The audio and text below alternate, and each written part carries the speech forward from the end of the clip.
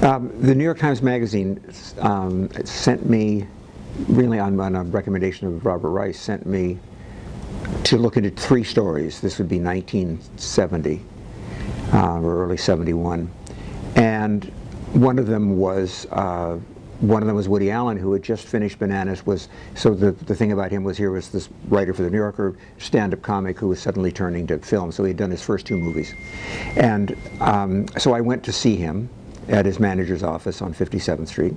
He was very shy then. He's still shy now, but not in the way that he was almost pathologically shy then. And I was really new to journalism. So I had my list of questions, and I admired him. I thought his films were really funny, and I thought his writing was really wonderful, and big fan of the Marx Brothers and Perlman, and this guy was just right up their alley as far as I was concerned. So I was very nervous, and I had my tape recorder and I had my list of questions, and we sat across from each other in a couple of plush chairs, and I ran through my questions as fast as I could. I never got into a conversation. I'm checking them off. I'm doing the whole thing, and it wouldn't have been such a disaster as it was. His shortest answer was no, which was okay, but his longest answer was yes. So I went on, I did another story. And about 6 months later, I was in San Francisco, and I was nearly run down by a production car, a station wagon that said, "Play it again, Sam." They were making the movie out there. And I said, well, we're going to try this again. So I did what all irresponsible starting out journalists do, is I called the Times and said Woody was ready to talk, and I called Woody and said the Times was ready to do the piece. I had no idea. And I was told to meet him on a houseboat, which I did. And this conversation actually went very well, and his manager came over to me at the end, and he said, fine. He said, you come to the set, do it. He said, but you have to stay out of the way. He said, the minute you get in the way, you have to go.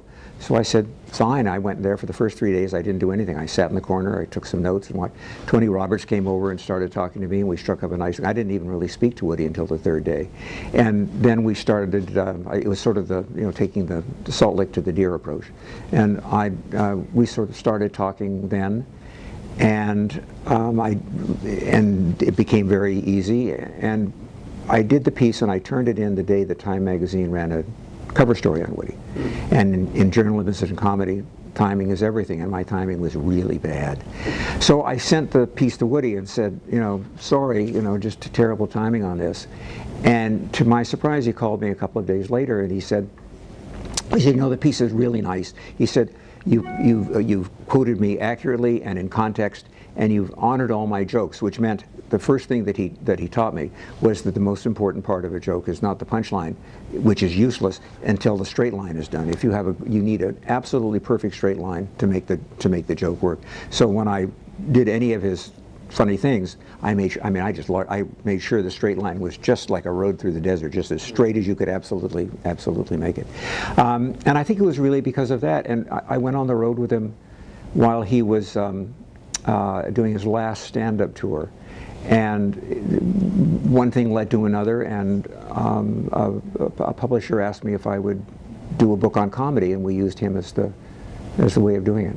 I never set out to major in Woody Allen, and I really haven't. I sort of come back to him. Most of my books have to do with science, and there was a biography of Bogart and some other stuff, but that's kind of where my career took me. But every few years, we talk regularly along the way, and every 8 or 10 years, it sort of seems there's something appropriate to do.